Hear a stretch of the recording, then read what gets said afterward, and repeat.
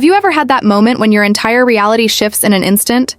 When everything you thought you knew about your family crumbles before your eyes?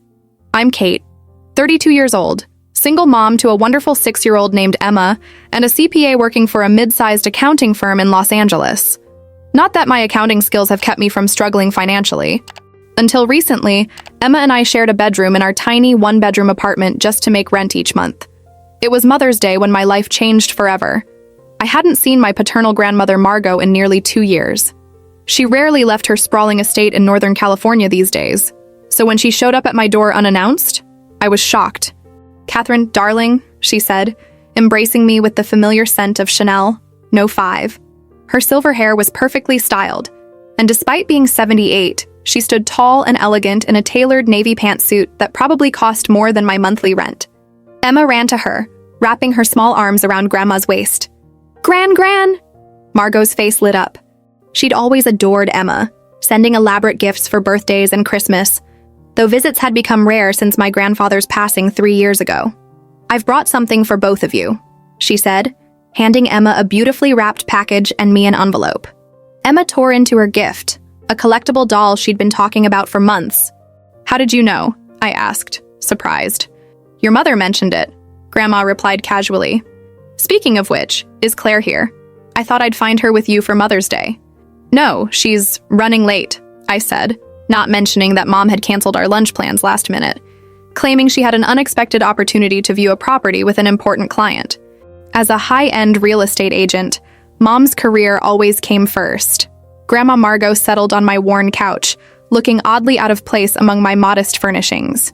She glanced around with a slight frown. "Catherine, why are there children's drawings on the wall in the living room? Don't you have a separate room for Emma's things?" I felt my face flush. "We share the bedroom, actually. It helps with the rent." Margot's perfectly penciled eyebrows shot up. "Share the bedroom? But why would you need to do that? You're making good use of the monthly stipend, aren't you?" "What monthly stipend?" I asked, genuinely confused. "The $7,000 I've been sending every month since your grandfather passed," she said matter-of-factly. "You're still getting it, aren't you, dear?" The room seemed to tilt sideways. "Grandma, I've never received any monthly money from you." "That's impossible," she said, her voice suddenly sharp. "I've been transferring it to your mother's account each month. She insisted it would be easier to deliver it to you personally since you were having banking troubles after the divorce." Banking troubles. I'd never mentioned anything like that to my mother. "Grandma, I never got a penny," I said, my voice barely above a whisper. "Not once in the last 3 years." Just then, the front door opened. My mother stood in the doorway, looking immaculate as always in designer clothes, her blonde hair freshly highlighted, diamond studs glittering in her ears. "Mom, what are you doing here?" she asked, her smile not quite reaching her eyes. Then she spotted Grandma Margot. "Margaret, what a lovely surprise." The temperature in the room seemed to drop 10 degrees. "Claire," my grandmother said coolly, "Catherine was just telling me she's never received the monthly allowance I've been sending for her and Emma. The $7,000 every month for 3 years. My mother's face changed so subtly that someone who hadn't grown up watching her manipulate situations wouldn't have noticed. But I saw it, the momentary panic, quickly replaced by calculated concern. "Oh, Catherine, honey," she said, her voice dripping with false sympathy. "You must be confused? We've talked about this." She turned to my grandmother. "She's been under so much stress since the divorce, Margaret. Sometimes she forgets things we've discussed." I felt like I'd been punched in the stomach. "What are you talking about? You never gave me any money from Grandma. Not once." Mom laughed lightly, the same laugh she used when trying to smooth over uncomfortable situations with clients. "Sweetheart, I've been helping you manage it. Remember? We discussed investing most of it for Emma's college fund." The room started spinning. Over $250,000 gone. While my daughter and I shared a bedroom in a tiny apartment, and I worked overtime just to make ends meet. "Catherine," Grandma Margot said slowly, her eyes fixed on my mother, "are you telling me you haven't received any of the money I've been sending?" "Not a single dollar," I confirmed, watching my mother's face harden. "This is ridiculous," Mom snapped. "You've been making emotional decisions since Jason left. I was protecting you from yourself. By letting me struggle to pay rent." My voice rose. "By watching me skip meals so Emma could have enough. "Where is the money, Mom?" "I've invested it," she insisted, "for your future. You're too emotional to handle large sums responsibly."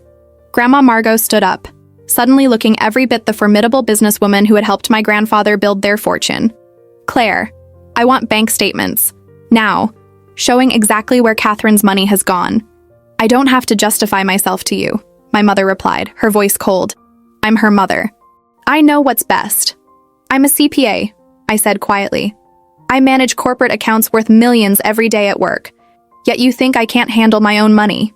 That's when I saw something in my mother's eyes I'd never seen before. Fear. Not concern for me, but fear of being caught. "Where is the money?" I demanded again. "You want to know where it went," she finally hissed. "Look at yourself, Catherine.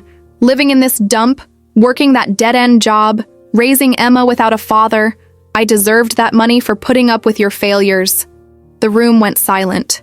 Emma had stopped playing with her doll and was staring at us, her little face confused and worried. "Emma, honey," I said, forcing my voice to remain calm. "Why don't you go play in our room for a bit?" After Emma left, Grandma Margot pulled out her phone. "I'm calling my lawyer," she said simply. "And my accountant. This ends today." My mother's face paled. "You wouldn't—" "Claire," Grandma said, her voice like steel, "you have no idea what I'm capable of." That evening, after my mother stormed out and my grandmother made numerous calls, I sat on my couch in shock. Grandma Margot had insisted on staying at a hotel nearby, refusing to leave town until this was resolved. "I've failed you," she said before leaving. "I trusted your mother when I shouldn't have, but that ends now." As I tucked Emma into bed that night, in the bed we shared because my mother had stolen nearly $250,000 from us, I made a silent promise. This wasn't over. My background in forensic accounting hadn't been for nothing. If my mother thought she could take advantage of us and walk away, she was about to learn just how much of Grandma Margot's strength I'd inherited. I may have been a victim yesterday, but today, I was becoming an adversary my mother never expected. I barely slept that night. Every time I closed my eyes, I saw my mother's face. Not the mask of shock when she was caught, but the moment of calculated recalibration that followed. I'd seen that expression before, at family gatherings when she'd been caught in small lies. But this was different. This wasn't about claiming she'd made the pie from scratch when she'd bought it from a bakery. This was about systematically stealing from her own daughter and granddaughter for years. The next morning, I called in sick to work for the first time in 3 years. Emma sensed something was wrong, but didn't ask questions when I dropped her off at school with an extra tight hug. "Is Gran coming back today?" she asked hopefully. "Yes, sweetheart. And she might be around a lot more from now on." Grandma Margot arrived at my apartment at 9 a.m. sharp, accompanied by a silver-haired man carrying a leather briefcase. "Catherine, this is Howard Blackwell. He's been my attorney for 30 years, she explained as they entered. Howard nodded politely. "Mrs. Harrington has explained the situation. I must say, I find it deeply troubling." "That makes 3 of us," I replied, gesturing for them to sit. Grandma pulled out a folder filled with bank statements. "I've had these sent over from my bank this morning. They confirm every transfer I've made to your mother's account since Gerald passed away." I examined the statements, my CPA training kicking in. Clockwork deposits of $7,000 on the first of every month for 36 months. Over $250,000 that should have changed Emma's and my life completely. "We need to see where the money went," I said, already forming a plan. "Mom has accounts at First National. I'm listed as an emergency contact on her accounts from when she had surgery 2 years ago. I might be able to—" "No," Howard interjected. "Don't access her accounts directly. That could complicate matters legally. Instead, we'll file for discovery through proper channels." "But that could take months," I protested. Grandma Margot placed her hand over mine. "Catherine, I know you want this resolved quickly. So do I. But we're going to do this properly." She turned to Howard. "What are our options?" The attorney laid out several approaches, from civil suits to involving the authorities. I listened carefully, my mind racing through the implications of each. "Before we proceed with anything legal," Howard cautioned, "I suggest we give Claire one opportunity to return the funds voluntarily." I laughed bitterly. "You don't know my mother." "Perhaps not," he conceded, "but sometimes the possibility of public exposure is motivation enough." 2 hours later, we were seated in the conference room of Howard's downtown office. The receptionist announced my mother's arrival, and I steeled myself. She walked in wearing a tailored red dress, hair and makeup, perfect as always. Her smile faltered slightly when she saw me sitting beside Grandma. "Claire, thank you for coming," Howard began formally. "I'm not sure why we're meeting in a lawyer's office," she replied, her voice controlled. "This is a family misunderstanding that we should resolve privately." "A misunderstanding?" I repeated, unable to keep the edge from my voice. "Is that what you call stealing $250,000? My mother's eyes narrowed. "I did not steal anything. I was managing your inheritance responsibly, since you clearly aren't capable." "Then you'll have no problem providing statements showing where the money is invested," Howard interjected smoothly. "For Emma's college fund, as you claimed." Mom's perfectly manicured hand tightened around her designer purse. "I don't have those records with me." "Then produce them within 24 hours, Grandma Margot said, her voice firm but quiet. "Or we proceed with legal action." "Legal action?" My mother laughed incredulously. "Against your own daughter. Really, Margaret?" "Against someone who stole from my granddaughter and great-granddaughter," Grandma replied evenly. "Family ties don't excuse theft, Claire." The meeting ended with my mother promising to gather the investment records, but the tight set of her jaw told me she was already formulating a different plan. As we left the building, my phone buzzed with a text from her. "You've always been ungrateful. Now you'll see what happens when you turn family against me." I showed the message to Grandma Margot, who simply nodded. She's always relied on emotional manipulation. It won't work this time. That evening, as Emma and I ate dinner in our small kitchen, someone knocked on the door. I opened it to find my younger sister, Jen, standing there with a concerned expression. "What the hell are you doing?" she demanded, pushing past me into the apartment. "Hello to you too," I replied, closing the door. "Emma, go finish your homework, please." After Emma disappeared into our bedroom, Jen turned to me, eyes blazing. "Mom just called me crying. She said you've accused her of stealing from you and Grandma's threatening to take her to court." I took a deep breath. Did Mom mention that Grandma has been sending me $7,000 every month for 3 years, and I never received a penny of it? Jen faltered slightly. She said she's been helping you manage it. "By letting Emma and I share a bedroom while I work overtime to make rent," I countered. "While she buys new cars and takes luxury vacations." "You don't understand," Jen insisted. "Mom says she's been investing it for Emma's future. She showed me statements." That caught my attention. "She showed you statements?" "When?" "Just now, before I came over. She has a whole portfolio set up for Emma." My suspicion deepened. "Jen, did you actually look closely at those statements? The dates? The account names?" "Of course I did," she replied, but her voice wavered. "What was the firm's name? The account number? How much was in the account?" Jen hesitated. I don't remember exactly." "Because they don't exist," I said quietly. "Mom made up a story, and you believed her, just like you always do." My sister's face hardened. "You've always been jealous of my relationship with Mom." I laughed without humor. "Jealous of being manipulated?" "No, Jen. I've spent years trying to protect you from seeing who she really is. Mom says you're having financial problems because you mismanage your money, that you spend it on frivolous things instead of providing properly for Emma." The accusation stung, especially coming from my sister who knew how hard I worked to give Emma a good life with limited resources. "Look around," I said, gesturing to our modest apartment. "Where exactly do you see evidence of frivolous spending?" Jen glanced around, finally noticing the stack of past due notices on the counter, the worn furniture, Emma's secondhand clothes drying on a rack in the corner. "She's lying to you, Jen, and I can prove it." I took out my phone and showed her my bank statements from the past year, the deposits from my job, the rent payments, the careful budgeting that still barely kept us afloat.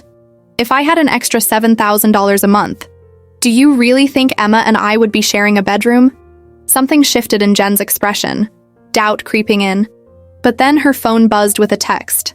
She glanced down and her face hardened again. "Mom says you've always twisted things to make her look bad," she said, heading for the door. "She says Grandma's going senile and you're taking advantage of her confusion to get more money." I felt my blood boil. Grandma Margot is sharp as ever. Ask her yourself if you don't believe me. "I don't need to," Jen replied coldly. "I know who to trust." After she left, I sank onto the couch, fighting back tears of frustration. My mother was mobilizing the family against me, just as I'd expected. The text messages started coming in shortly after, from aunts, cousins, even my father, who'd been largely absent since the divorce. How could you accuse your mother of stealing? Claire has always supported you. You've gone too far this time. Catherine. I turned off my phone and checked on Emma, who had fallen asleep surrounded by homework papers. As I tucked the blanket around her, I promised myself I wouldn't let my mother's manipulation derail what needed to be done. The next morning, I received an email from my mother's attorney. It contained no investment statements, only a tersely worded letter suggesting I was mentally unstable and threatening to file for custody of Emma if I continued with baseless accusations. I forwarded it to Howard, who called immediately. "This is an intimidation tactic," he assured me. But it suggests she doesn't have the records she claimed." "She's trying to turn this around on me," I said, "claiming I'm unstable, turning the family against me. She's even threatening to take Emma, which proves she's desperate." Howard replied calmly, "Catherine, I think it's time we take more decisive action. With your permission, I'd like to involve a forensic accountant colleague of mine." "I am a forensic accountant," I reminded him. "Yes, but you're also personally involved. We need someone impartial. And while that's happening, I suggest you do some investigating of your own. Legally, of course." After hanging up, I sat at my kitchen table with a notebook. My mother had been a real estate agent for over 20 years, specializing in luxury properties. Her income was substantial but inconsistent, yet she maintained a lifestyle well beyond even her considerable means. A house in an exclusive neighborhood, a vacation condo in Palm Springs, a new Mercedes every 2 years. I'd always assumed she was in debt, living on credit cards and home equity loans. But what if there was another source of income, or other victims? I spent the day making calls to old family friends and colleagues of my mother's, ostensibly catching up but carefully steering conversations toward finances and my mother's business practices. By evening, I had filled several pages with notes and a growing suspicion that the money she'd taken from me wasn't her only scheme. Grandma Margot called as I was making dinner. Howard updated me. "How are you holding up, dear?" "I'm okay. Just tired of the family messages. Mom's been busy turning everyone against me." "Not everyone," Grandma said firmly. "I've been making some calls of my own." Later that night, after putting Emma to bed, I received a text from an unknown number. "This is Diane Marshall, your mother's assistant. We need to talk. Can we meet tomorrow?" I remembered Diane, a quiet, efficient woman who had worked for my mother for at least 5 years. "Why would she want to meet?" I replied. "Yes." "When and where?" Her answer came quickly. "Somewhere your mother won't see us. I have information you need." We arranged to meet at a coffee shop across town the following morning. I asked a coworker to cover for me at work and dropped Emma at school early. Diane was already waiting when I arrived, nervously turning a paper cup in her hands. She looked different outside the office, less polished, more human. "Thank you for meeting me," I said, sliding into the seat across from her. She glanced around anxiously. I could lose my job for this, but after what I overheard yesterday, I can't keep quiet. "What did you hear?" "Your mother was on the phone with someone, I think her financial advisor. She was laughing about how she'd been managing your inheritance. Then she said something about other accounts that no one knows about, and how she needed to move some things around before anyone could look too closely." My pulse quickened. "Did she mention specific accounts?" Diane nodded, sliding a folded paper across the table. I wrote down everything I could remember. Account numbers, names. She keeps a small notebook in her desk with passwords. I took photos of some pages when she stepped out. I stared at her in surprise. "Why are you doing this?" Diane's eyes filled with tears. "Because 3 years ago, my mother died and left me a small inheritance. Your mother offered to help me invest it. I never saw that money again. When I asked about it, she made me feel stupid for questioning her.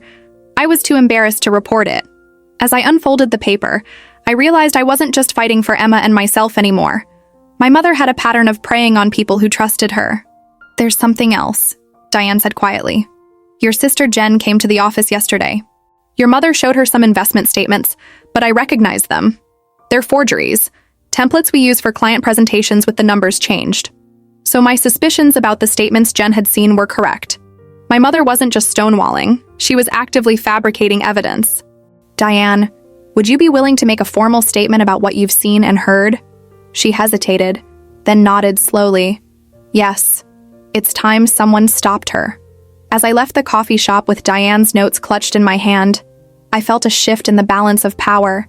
My mother had resources and a lifetime of manipulation skills on her side, but now I had something more valuable: evidence. I called Howard immediately. I think we need to involve the authorities. This goes beyond what she took from me. That afternoon, I met with Howard, his forensic accountant colleague, and a detective from the Financial Crimes Unit. As we laid out the growing evidence of my mother's various schemes, I felt a strange calm settle over me. My phone buzzed with another text from my mother.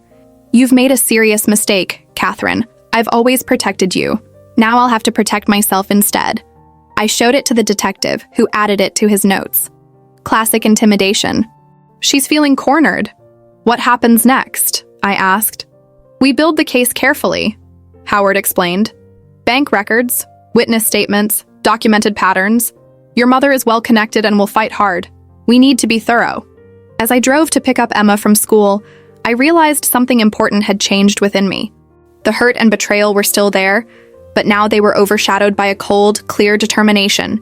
My mother had underestimated me. She saw me as the dutiful, agreeable daughter she could manipulate and control. She forgot that I'd inherited not just Grandma Margot's eyes, but her spine as well. And she'd completely overlooked one crucial detail. In her quest to maintain her lavish lifestyle, she'd stolen from an accountant who specialized in following money trails and exposing fraud.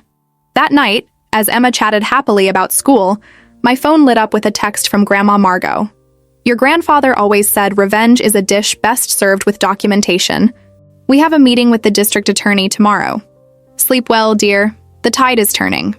For the first time in days, I smiled. The tide wasn't just turning, it was becoming a tsunami, and my mother had no idea what was heading her way. The meeting with the district attorney was scheduled for 2 p.m. I'd arranged for Emma to go to a friend's house after school, unsure how long this would take. As I dressed that morning, I chose my most professional outfit, the charcoal pencil skirt and blazer I reserved for important client meetings. Today, I needed every ounce of credibility I could muster. Grandma Margot picked me up in her silver Lexus. "You look ready for battle," she observed approvingly. "I feel like I'm about to testify against Al Capone," I admitted. "Mom has friends everywhere. The country club, charity boards, real estate circles." "So did Al Capone," Grandma replied dryly. "Didn't help him much with the IRS." The district attorney's office was housed in a stern government building downtown. Howard was waiting for us in the lobby, along with his forensic accounting colleague, Martin Wong. "Catherine," Martin greeted me, "I've been reviewing the preliminary materials. Your documentation skills are impressive." "Force of habit," I replied. "I've spent my career following paper trails." "It's about to pay off," Howard said, ushering us toward the elevators. "DA Burke has assigned one of his top financial crimes prosecutors to our case." The prosecutor, Elaine Winters, was a sharp-featured woman around 50 with penetrating eyes that seemed to catalog every detail as we entered the conference room. She didn't waste time on pleasantries. "Mrs. Harrington, Ms. Davis," she nodded to my grandmother and me. "I've reviewed your initial complaint and supporting documentation. If even half of what you've alleged is accurate, we're looking at multiple felonies." "It's accurate," I assured her. "And there's more." I presented the information I'd gathered from Diane and my own investigation, copies of forged investment statements, the list of suspicious accounts, and a timeline of transactions that coincided with my mother's luxury purchases. "We've identified at least 3 other potential victims besides Catherine," Howard added. "All women who trusted Claire Davis with inheritance money. All told similar stories of being made to feel incompetent when they asked questions." Elaine examined each document meticulously. "This pattern suggests not just opportunity theft, but a calculated scheme. Has your mother contacted you since our investigation began?" I showed her the text messages and described the family pressure. "She's trying to isolate me, make me doubt myself, and intimidate me into dropping everything." "Classic Darvo," Elaine noted. "Deny, attack, reverse victim and offender. It's textbook." "What's our next step?" Grandma Margot asked. "I will subpoena the financial records for all identified accounts," Elaine explained. "That will take time. Meanwhile, I recommend you secure any additional evidence and prepare for considerable pushback. People like your mother don't go down easily." As we left the meeting, I felt simultaneously relieved and anxious. The wheels of justice were turning, but slowly. I have something for you, Grandma Margot said as we walked to her car. She handed me an envelope. Inside was a check for $21,000. 3 months of what you should have been receiving, she explained. I'll continue until we recover what was stolen. I won't have my granddaughter struggling while this plays out. Tears pricked my eyes. Grandma, you don't have to. I want to, she said firmly. What happened wasn't your fault, and it certainly wasn't Emma's. That evening, I deposited the check and paid the overdue bills that had been keeping me awake at night. I ordered takeout as a treat for Emma. Real Chinese food, not the budget ramen we usually subsisted on. Are we rich now, Mommy? Emma asked, delighted by the feast. I smiled, stroking her hair. Not rich, honey, just secure. As Emma went to bed, I received a call from an unfamiliar number. It was Jennifer Klein, one of my mother's longtime clients, and one of the names Diane had mentioned as a possible victim. Catherine, I hope you don't mind me calling. Diane Marshall gave me your number. She said you might understand my situation. With my mother? I asked carefully. Jennifer's voice broke. Yes, she's been handling some investments for me since my divorce. Substantial investments. But something doesn't feel right. And when I ask questions, she makes you feel stupid for asking. I finished. Exactly. The relief in her voice was palpable. It's always market fluctuations or long-term strategy explanations I don't quite understand. But my brother is a financial advisor, and when I mentioned the returns she's claiming, he said they're unrealistic. I took a deep breath. Jennifer, would you be willing to make a formal statement? There's an investigation underway. A pause. Against Claire? Oh God. I know it's difficult. She's my mother. But she's been doing this to multiple people, and it needs to stop. After we hung up, I forwarded Jennifer's contact information to Elaine Winters. Another piece of evidence. Another nail in my mother's coffin. 3 days later, everything exploded. I was at work when my phone lit up with a breaking news alert from the local business journal. Prominent realtor Claire Davis under investigation for financial fraud. My stomach dropped. I hadn't expected the investigation to become public so quickly. Before I could process the implications, my phone began ringing incessantly. Colleagues, family members, friends. I silenced it and called Howard. It wasn't us, he assured me. The DA's office keeps these investigations confidential until charges are filed. Then who leaked it? My guess, someone at your mother's bank or investment firm. Once subpoenas start flying, people get nervous. By lunchtime, the story had spread to mainstream news outlets. I picked up Emma early from school, worried about what she might hear from classmates. As we entered our apartment building, Mrs. Patel from next door gave me a curious look. Your mother is on the TV news, she said. Something about money problems. I nodded weakly. It's complicated. Inside our apartment, I turned on the TV to assess the damage. A local news reporter stood outside my mother's real estate office. Allegations of financial misconduct spanning several years. Sources close to the investigation suggest Davis may have misappropriated funds from multiple clients and family members. Davis Luxury Properties has declined to comment, but the firm's website went offline this morning. I quickly changed the channel before Emma could absorb too much. My phone buzzed with a text from Jen. Is this your doing? Mom's devastated. They're saying terrible things about her. I didn't respond. Couldn't respond. What could I possibly say? The doorbell rang. I peeked through the peephole to see a man holding a camera and a woman with a microphone. Reporters. Already. Emma, let's play a quiet game in our room, I suggested, leading her away from the windows. I called Grandma Margot, who answered immediately. I've seen the news. How are you holding up? There are reporters at my door, I said, trying to keep my voice calm for Emma's sake. I don't know what to do. Pack a bag for you and Emma, she said decisively. I'm sending my driver to bring you to my house. The press doesn't know where I live. 2 hours later, Emma and I were settled in Grandma's sprawling Tudor-style home in the hills. The property was surrounded by an imposing stone wall and wrought iron gates that kept the outside world at bay. No one will bother you here, Grandma assured me, showing Emma to a bedroom filled with toys that had belonged to me and Jen as children. That evening, as Emma explored the house in delight, Howard arrived with updates. The news wasn't good. But your mother held an impromptu press conference this afternoon, he said grimly, showing me a video on his tablet. There was my mother, immaculately dressed as always, but with carefully crafted shadows under her eyes, speaking with practiced vulnerability to a crowd of reporters. "These allegations are not just false, they're heartbreaking," she said, her voice catching. "To be accused by my own daughter, who has struggled with financial responsibility since her divorce, it's devastating. I've only ever tried to protect Catherine and my granddaughter from her impulsive decisions. I felt sick." "She's spinning this already." Howard nodded. "She's also filed an emergency petition for temporary custody of Emma, claiming your home is now unstable due to media harassment that you've instigated." "She what?" I nearly shouted, then lowered my voice, glancing toward the hallway where Emma was playing. "She can't do that." "She can try," Howard replied. "The hearing is set for Friday. We'll be ready." After Howard left, I sat with Grandma Margot in her study, nursing a glass of whiskey I desperately needed. "She's going after Emma," I said, still in disbelief. "Her own granddaughter, using her as a pawn." "It's a desperation move," Grandma replied.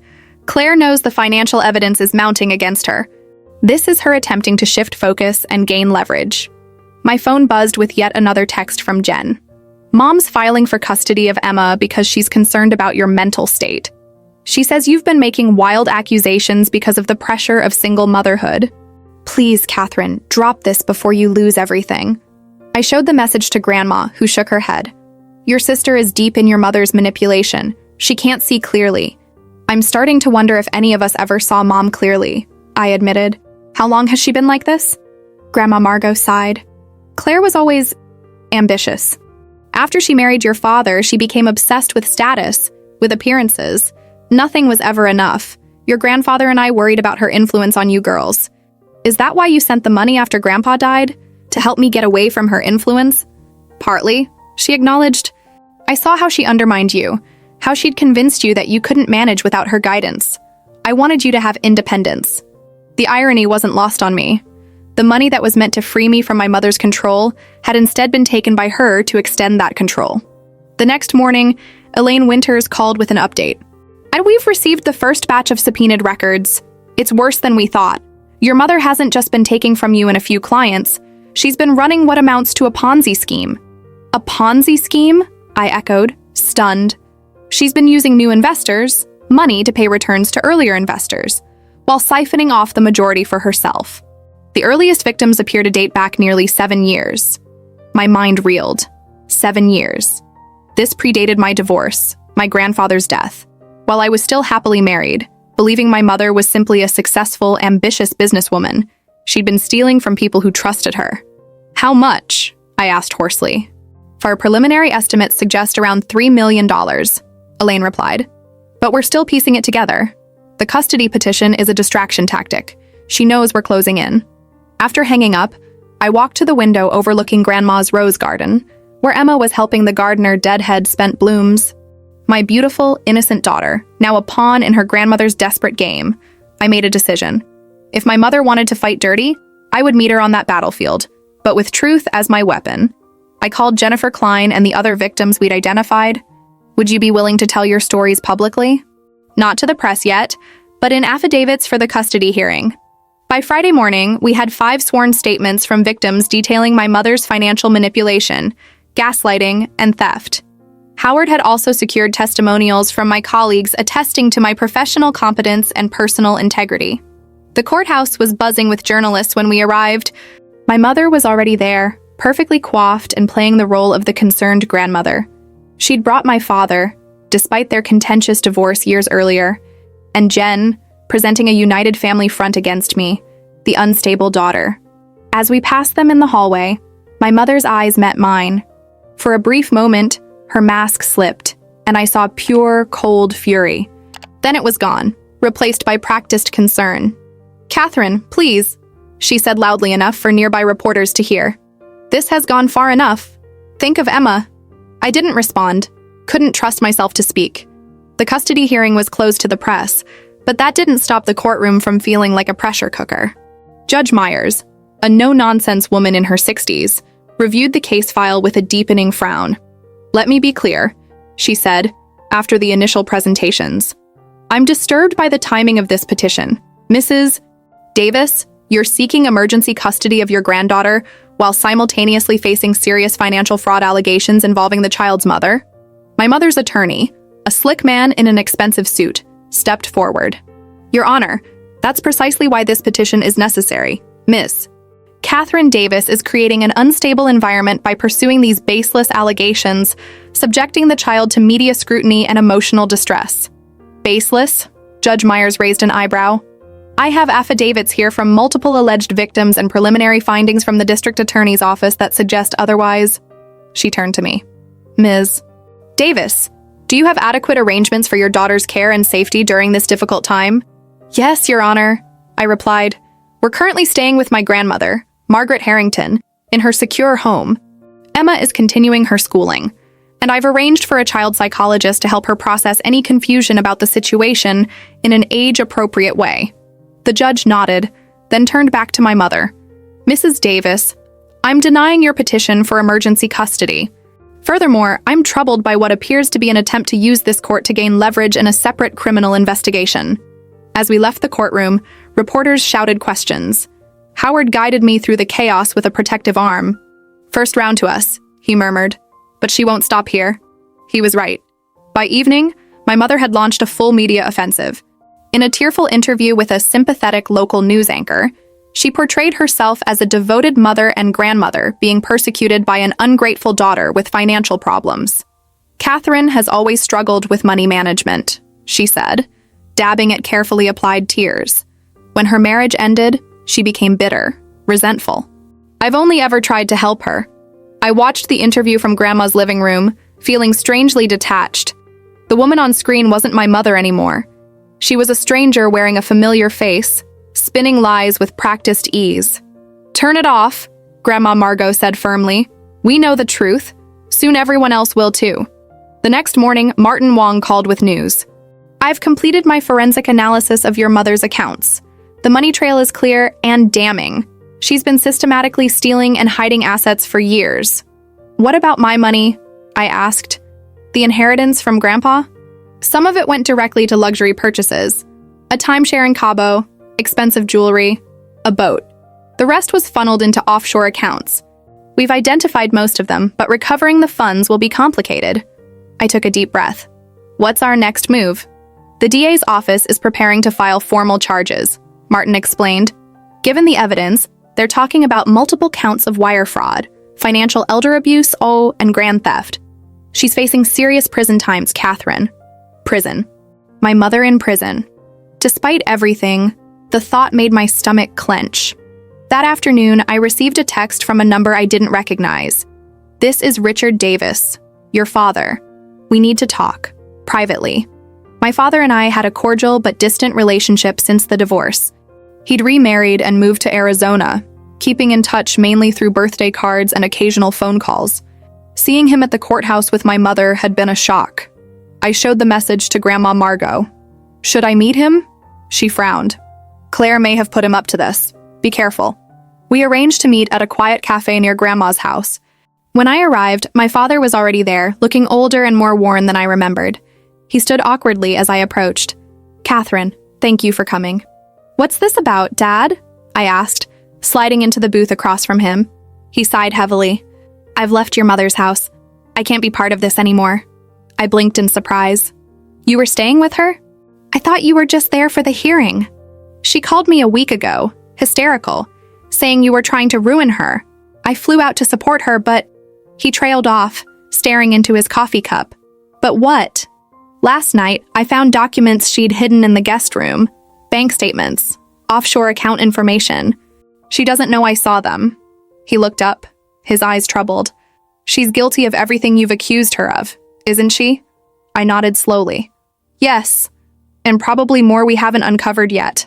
My father rubbed his face wearily. I should have known. The spending was always excessive, even during our marriage. But she was so convincing about her success, her commissions. She's very good at creating the reality she wants people to see, I said quietly. Catherine, there's something else you should know. He hesitated. Your sister Jen has been receiving money from your mother. Regular deposits, for years. Much more than could be explained as gifts or family support. My heart sank. You think Jen knows? About the fraud? I don't know, he admitted. But the amounts are substantial. 20,000 here, 15,000 there. coded in the accounts as business consulting, but Jen doesn't have a consulting business. The revelation hit me like a physical blow. Was my sister complicit? Or just another victim? Had she really believed my mother's lies about me? Or was she protecting her own financial interests? My father slid a USB drive across the table.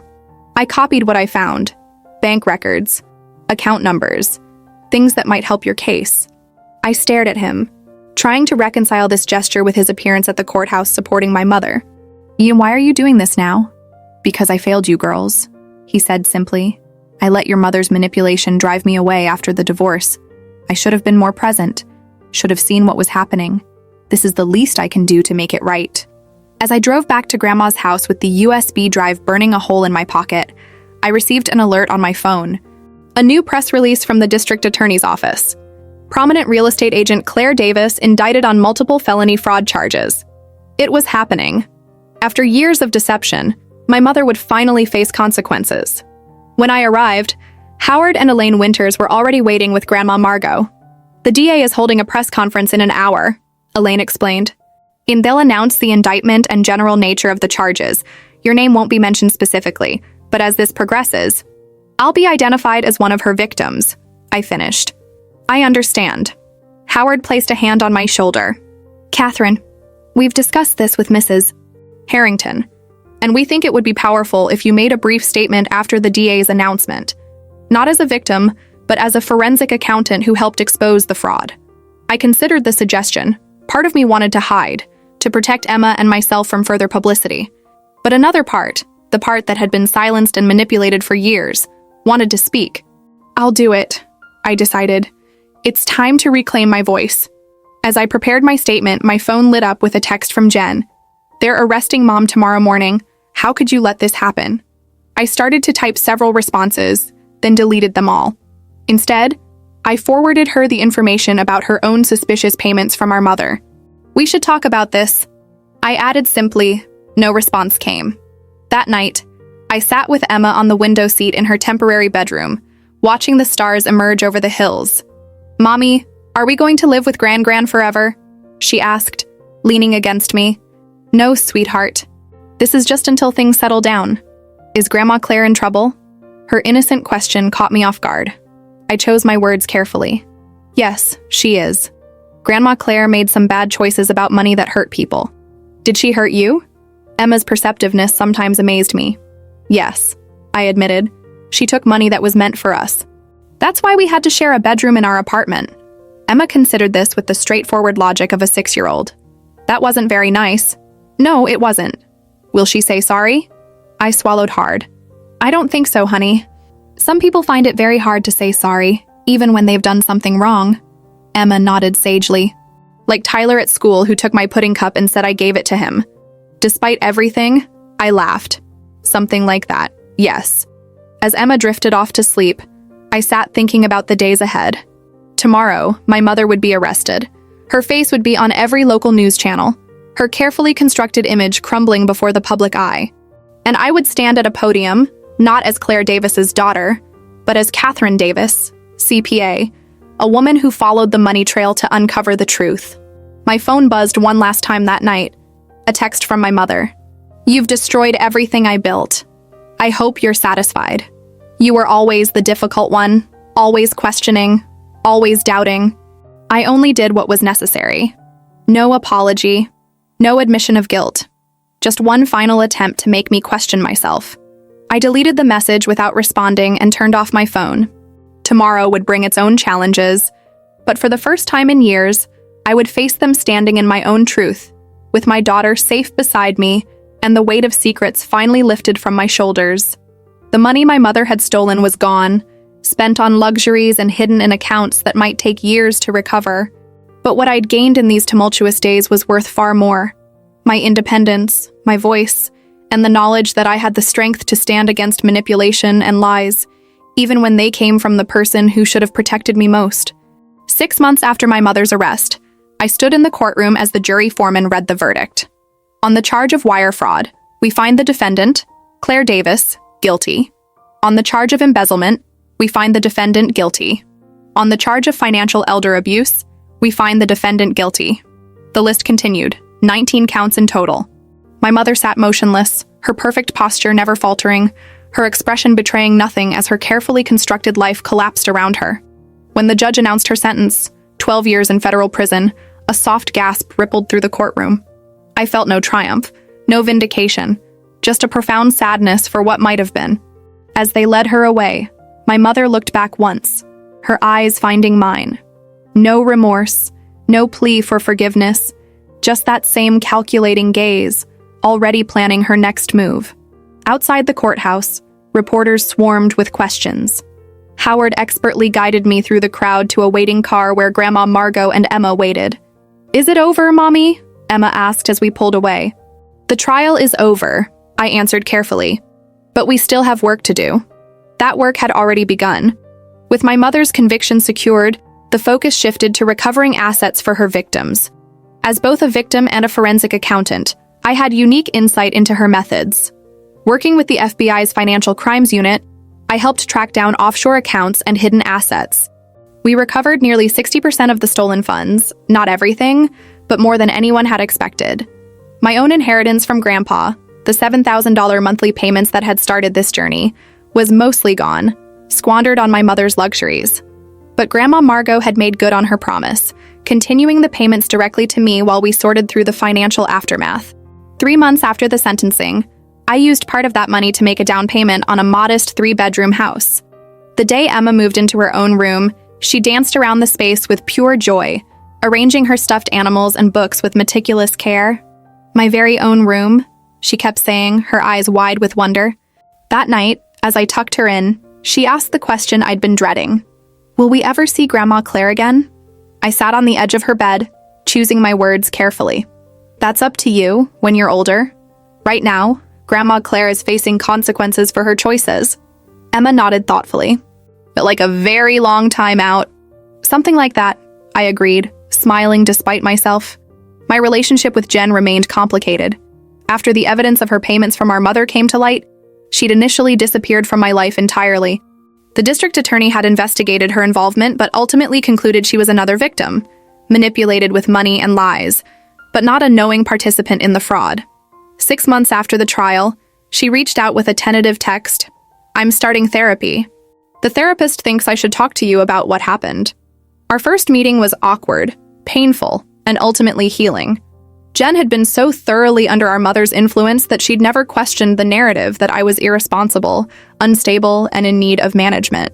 "She told me the money was my share of Grandpa's estate," Jen admitted. "That you got yours too, but kept asking for more." I believed her because it was easier than seeing the truth. Slowly, cautiously, we began rebuilding our relationship. Jen started spending time with Emma, becoming the aunt she should have been all along. My professional life transformed as well. The case had given me visibility in financial forensics circles. I was offered a partnership at a prestigious firm specializing in fraud investigation, work that was challenging, fulfilling, and came with a salary that ensured Emma and I would never struggle again. I also began speaking at conferences about financial abuse, particularly when it occurred within families. The stories that came to me afterward, from people who recognized their own experiences in mine, confirmed that my mother's behavior, while extreme, wasn't unique. "You've turned trauma into purpose," Grandma Margot observed after one such presentation.